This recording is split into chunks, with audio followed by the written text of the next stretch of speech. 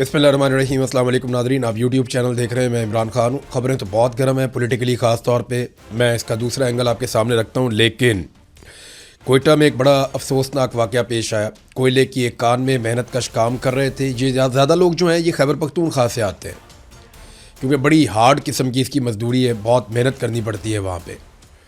और पहले भी ये वाक़यात होते रहे हैं। एक कान के अंदर धमाका हुआ और अब तक की इतला के मुताबिक 35 से ज़ायद लोग वहाँ पे अंदर मौजूद थे, जिनमें ज़्यादातर शहीद हो गए। बीबीसी ने जो आखिरी खबर दी उसके मुताबिक 18 से ज़ायद लाशें निकाली जा चुकी हैं और बदस्तूर लाशें निकालने का सिलसिला जारी है। कोई बैनुल-अक़वामी सेफ्टी प्रोसीजर्स जो है या जो इंतज़ामात किए जाते हैं वो हमारे यहाँ पे बिल्कुल नहीं है। कोई ज़िम्मेदारी लेने को तैयार नहीं है। रेस्क्यू के लिए जो बेहतर इंतज़ामात हो सकते हैं वो भी नहीं है। हालांकि करोड़ों अरबों रुपया यहाँ से कमाया जाता है, प्राइवेट लोग भी कमाते हैं, सरकार भी कमाती है, लेकिन मज़दूरों को, मेहनत कशों को हमेशा मरने के लिए छोड़ दिया जाता है। इन्हें ऐसा सामान या रेस्क्यू की चीज़ें भी नहीं दी जाती कि उनकी जानें बाद में बच सकें। तो पैसे वाला पैसा निकालता है और कोई परवाह नहीं है कि गरीब मरता है तो मरे। अफसोसनाक वाक़या है। इसके ऊपर जो मज़ीद तफसीलात आएंगी मैं आपके साथ शेयर करूँगा। नाज़रीन, मोहसिन नकवी ने एस्टेब्लिशमेंट के बिहाफ के ऊपर मायूसी जाहिर की है। सादी बात यह है, मोहसिन नकवी नुमाइंदा है आसिम मुनीर का, और आसिम मुनीर के दिल के करीब अगर कोई एक आदमी है पूरे पाकिस्तान में जिस पे आसिम मुनीर का सबसे ज़्यादा भरोसा है तो वो मोहसिन नकवी है। अब सबसे काबिल भरोसा आदमी है और वो गिले और शिकवे कर रहा है और इस तरह के जुमले बोल रहा है जो इस वक्त की हुकूमत को सूट नहीं करते। तो इसका मतलब क्या है?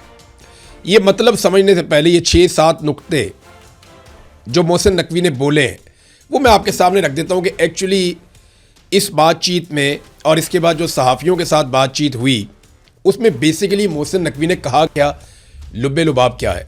एक पॉइंट ये है कि सिस्टम यानी निज़ाम ये कोलैप्स हो गया है, यानी निज़ाम तबाह हो गया है, उसमें कुछ नहीं बचा और इसे रीसेट करना होगा, यानी दोबारा से पूरे निज़ाम को बनाना पड़ेगा, वरना ये मुल्क इसी हालत में रहेगा। ये ठीक नहीं हो सकता। आसिम मुनीर के करीबी साथी ने ये मान लिया या आसिम मुनीर ने ये मान लिया कि सिस्टम कोलैप्स हो गया है, अब इसमें कुछ बाकी नहीं रहा, ये निज़ाम अब नहीं चल सकता।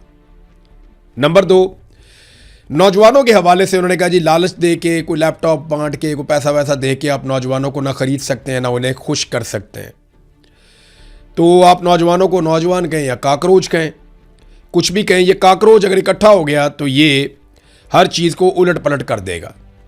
ये जनाब मोहसिन नकवी ने कहा। नौजवानों का खौफ भी पता चल गया कि एस्टेब्लिशमेंट नौजवानों से खौफजदा है। नंबर 3, मईशत की तबाही की उन्होंने दास्तान सुनाई। उन्होंने कहा जी हम बजट जो है वो नेगेटिव में बनाते आ रहे हैं, हम सिर्फ कर्ज़ों पे गुजारा कर रहे हैं, हम सब जानते हैं मगर सूरत-ए-हाल को ठीक नहीं कर पा रहे और कर्जा पाकिस्तान के ऊपर बढ़ता चला जा रहा। तो माशी तबाही की भी कहानी अपने मुंह से खुद से मोहसिन नकवी ने तस्लीम कर ली। नंबर 4, उन्होंने कहा जी अब ये इसका हल क्या है, सारी की सारी सियासी जमातें, और फिर जोर देकर उन्होंने कहा दोबारा कि सारी की सारी सियासी जमातें ये एक कमरे में मिलकर बैठें और सूबों के मसाइल से लेकर जो एक एक मसला है उन तमाम इश्यूज को तय करें। जब तक सियासी लोग नहीं बैठेंगे कोई नतीजा नहीं निकलेगा, मसला हल नहीं होगा। यानी आसिम मुनीर का नुमाइंदा अब ये कह रहा है कि जनाब साढ़े ते ना रहना, एस्टेब्लिशमेंट कुछ नहीं कर सकती, जो करना है सियासतदानों ने करना है, बेड़ा गर्क भी सियासतदानों ने किया, ये डिलीवर भी नहीं कर पाए और यही सारा कुछ ठीक कर सकते हैं, हम ठीक नहीं कर सकते, हाथ खड़े कर दिए। फिर उन्होंने एक और पॉइंट जो बोला वो ये कहा कि ये जो कुछ भी अभी किया जा रहा है, जो शहबाज शरीफ या आसिम मुनीर मिलकर कर रहे हैं, ये फायर फाइटिंग है, इसका कोई फ़ायदा नहीं है, इसमें कोई गवर्नेंस के मामलात नहीं है, इससे पाकिस्तान आगे नहीं बढ़ेगा, ये सिर्फ आप फायर फाइटिंग कर रहे हैं, इसका कोई 12 घंटे छोड़ के 14 घंटे छोड़ के 18 घंटे भी काम कर दें तो कोई फ़र्क नहीं पड़ेगा। फिर एक और नुक्ता उन्होंने ये बयान किया कि ये वाला निज़ाम जो इस वक्त चल रहा है ये अगले 10 साल तक डिलीवर नहीं कर पाएगा। ये बात मैं आपको कितने सालों से कह रहा हूँ, जब से इलेक्शन हुआ मैं तब से कह रहा हूँ कि ये सिस्टम नहीं चलना। सवाल ही पैदा नहीं होता कि ये एस्टेब्लिशमेंट मिलकर इस मुल्क को या इस निज़ाम को चला पाए, इनसे चलना ही नहीं है, ये उल्टे लमक जाएं, कुछ भी कर ले, इनसे नहीं चलेगा। आज मोहसिन नकवी ने एतराफ़े जुर्म कर लिया, उसने कहा जी 10 साल भी ये निज़ाम काम नहीं कर सकता जब तक कि सारे लोग मिलकर नहीं बैठेंगे। और कई मरतबा मैंने आपको कहा कि सारे चोर डाकू इकट्ठे भी हो जाए ना और पाकिस्तान की फौज को सिर्फ उसके हलफ के ऊपर रोक दें कि आप बैरकों में वापस जाएं और अपने हलफ की पासदारी करें, मुल्क को हम संभाल लेंगे तो मुल्क बच जाएगा। आज यही बात आसिम मुनीर का नुमाइंदा भी कर रहा है। आगे ना उसी बात पे आगे चलें। एक और उन्होंने जो इसमें स्टेटमेंट दिया, उन्होंने कहा जी फील्ड मार्शल 10 बार कह चुके हैं कि जमहूरियत डीरेल नहीं होगी, 5 साल पूरे करेगी हुकूमत। जमहूरियत तो डीरेल हो गई जिस दिन आपने पाकिस्तान में इलेक्शन चोरी कर लिया आसिम मुनीर साहब। जमहूरियत तो उस दिन डीरेल हो गई जब आपने सारे के सारे कवानीन ही तब्दील कर दिया, आइन का हुलिया बिगाड़ दिया। जमहूरियत तो उस दिन डीरेल होगी जब आपने एक पॉलिटिकल पार्टी का इंतखाबी निशान छीन लिया, उसका झंडा उठाने पर पाबंदी लगा दी। जमहूरियत तो उस दिन डीरेल होगी जब आपने एक पॉलिटिकल लीडर की आवाज़ सुनवाने पर, उसकी शक्ल दिखाने पर आपने पाबंदी लगा दी। जमहूरियत तो उस दिन डीरेल होगी जब आपने ज़बरदस्ती इंसानों को जबरी तौर पे लापता किया और जब वो वापस आए तो वो अपनी पॉलिटिकल पार्टी को जिसके साथ जमहूरी वाबस्तगी थी वो उसको छोड़ चुके थे।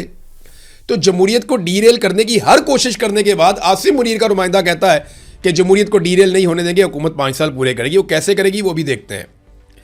एक और बात उन्होंने आसिम मुनीर का नाम लिए बगैर कही। उन्होंने कहा कि जो बात कही पहले मैं आपको एग्जैक्टली वैसे ही पढ़ के सुनाता हूं।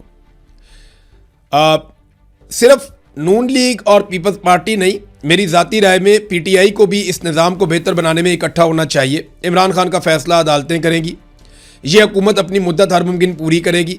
मैं सदारती निज़ाम की बात भी नहीं कर रहा, ये मोहसिन नकवी ने सहाफ़ियों से बातचीत में कहा।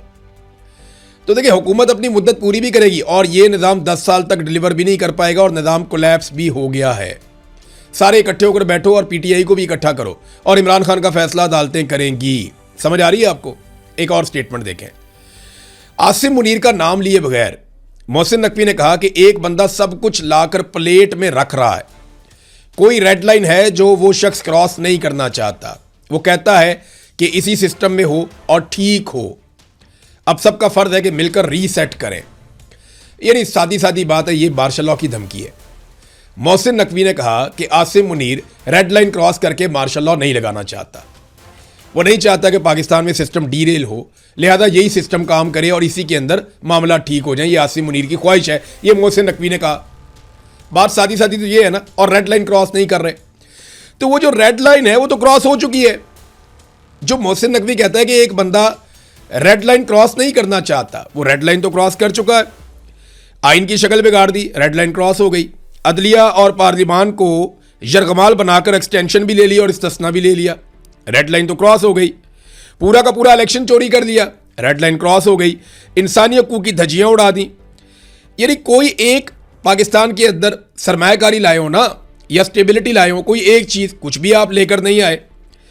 यानी सवाए डोनाल्ड ट्रंप का फेवरेट फील्ड मार्शल बनने के कोई और चीज़ या क्रेडिबिलिटी या सरमायाकारी वो पाकिस्तान में तो नहीं आई। पहले तक लिए इतनी अपना ख्याल रखिएगा, अपने चैनल का भी। अल्लाह हाफ़िज़।